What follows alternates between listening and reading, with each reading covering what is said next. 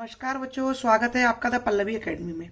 बच्चों, मैंने अपनी पिछली वीडियो में आपको काव्य का संक्षिप्त परिचय बताया था, साथ ही काव्य के भेद, पद्य काव्य, गद्य काव्य और पद्य काव्य के भेद, प्रबंध काव्य और मुक्तक काव्य के बारे में भी इंपॉर्टेंट जानकारी दी थी।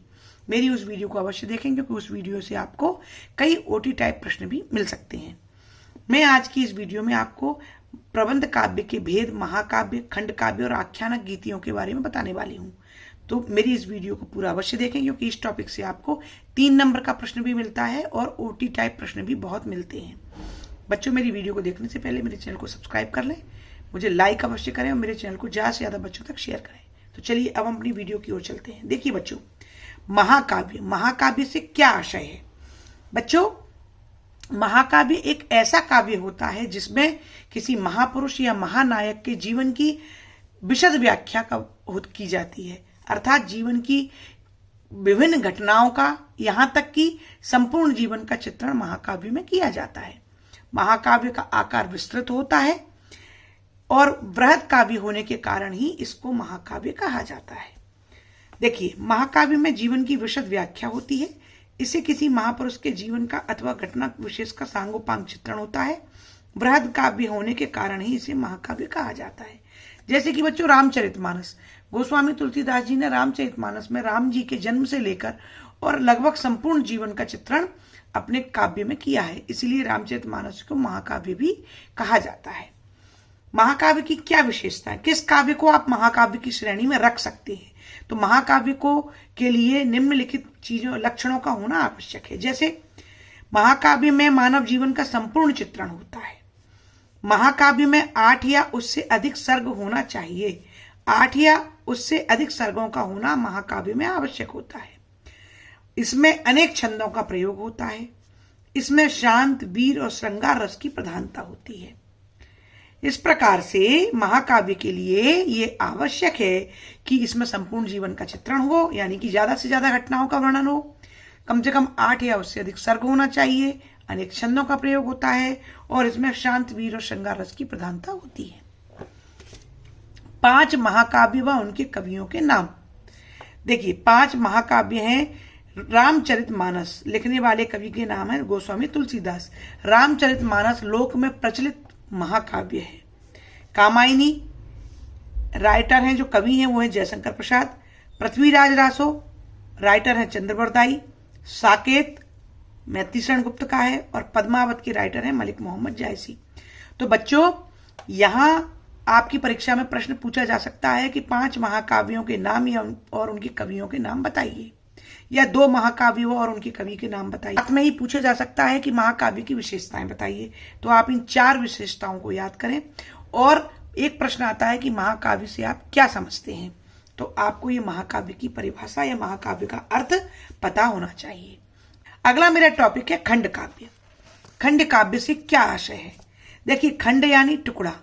खंड के नाम से ही समझ में आ जाना चाहिए कि महाकाव्य में जीवन का विशद वर्णन होता है, यानी कि संपूर्ण जीवन का वर्णन होता है। वहीं खंड काव्य में मानव जीवन की किसी एक पक्ष, किसी एक भाव, किसी एक घटना का वर्णन किया जाता है।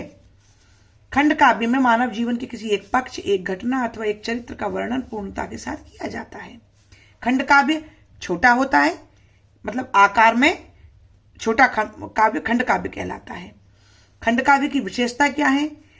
खंड काव्य में मानव जीवन की एक पक्ष या एक घटना का चित्रण किया जाता है। खंड काव्य में सर्गों का होना आवश्यक नहीं माना जाता, यानी कि आवश्यक नहीं है कि खंड काव्य में सर्ग हो, जबकि महाकाव्य में कम से कम 8 सर्ग होना चाहिए। इसमें एक ही छंद का प्रयोग होता है। खंड काव्य में एक छंद का प्रयोग होता है और महाकाव्य में अनेक छंद का प्रयोग होता है। खंड काव्य में श्रृंगार रस और करुण रस की प्रधानता होती है। तो बच्चों, ये 4 विशेषताएं खंड काव्य की होती हैं।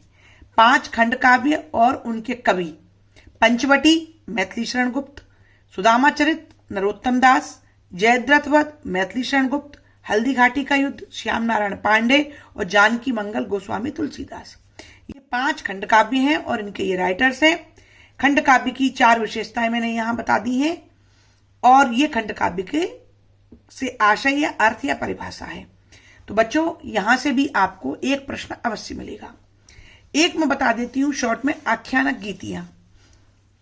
महाकाव्य खंड काव्य से भिन्न पद्यबद्ध कहानी का नाम आख्यानक गीति है, यानी जो गाया जा सके वो आख्यानक गीति। इसमें वीरता, साहस, पराक्रम, प्रेम, बलिदान आदि प्रेरक प्रसंगों को लयबद्ध कथा के माध्यम से प्रस्तुत किया जाता है। नाटकीयता इसका प्रधान लक्षण होता है। उदाहरण के लिए झांसी की रानी सुभद्रा कुमारी चौहान। तो बच्चों, ये मैंने आपको 3 टॉपिक महाकाव्य, खंड काव्य, आख्यानक गीतियों के बारे में बताया है। यहीं पर एक प्रश्न मैं आपको बताना चाहूंगी कि एक प्रश्न आता है महाकाव्य और खंड काव्य में अंतर। तो देखिए, मैं आपको शॉर्ट में बता देती हूं कि महाकाव्य में मानव जीवन का संपूर्ण चित्रण होता है, खंड काव्य में मानव जीवन की किसी एक घटना का वर्णन होता है। महाकाव्य में 8 सर्ग या उससे अधिक सर्ग होते हैं, खंड काव्य में सर्गों का होना आवश्यक नहीं होता। महाकाव्य में अनेक छंदों का प्रयोग होता है, खंड काव्य में एक छंद का प्रयोग होता है। कोई भी एक आप महाकाव्य लिख दें और दूसरी ओर आप एक खंड काव्य लिख दें, तो इस तरीके से 3 नंबर का प्रश्न आपका तैयार होता है। इस टॉपिक में से बेटा कई प्रकार के ओटी टाइप क्वेश्चन भी होते हैं, जैसे कि किस काव्य में 8 सर्ग होते हैं, आपको उत्तर देना है महाकाव्य। किस काव्य में सर्गों का होना आवश्यक नहीं होता, आपको उत्तर देना है खंड काव्य। इसी तरीके से किस काव्य में अनेक छंद होते हैं, तो महाकाव्य में। किस काव्य में एक छंद होता है, तो खंड काव्य में। इस प्रकार से छोटे छोटे प्रश्न आपको परीक्षा में पूछे जाएंगे। तो आपकी परीक्षा की दृष्टि से ये टॉपिक बहुत ही महत्वपूर्ण है। मैं अपनी अगली वीडियो में आपको काव्य से रिलेटेड संपूर्ण काव्य के टॉपिक से ओटी टाइप प्रश्न बनाकर देने वाली हूं। आप मेरी उस वीडियो को अवश्य देखें, क्योंकि आपको उस वीडियो में से आपकी परीक्षा में 3 या 4 प्रश्न हर हालत में पूछे जाएंगे। तो आप वीडियो को देखना ना भूलें। उसके लिए आप मेरे चैनल को जल्दी से सब्सक्राइब करें, मुझे लाइक करें और शेयर अवश्य करें। बच्चों प्लीज मुझे लाइक अवश्य करें और मेरे चैनल को ज्यादा से ज्यादा शेयर करें। धन्यवाद।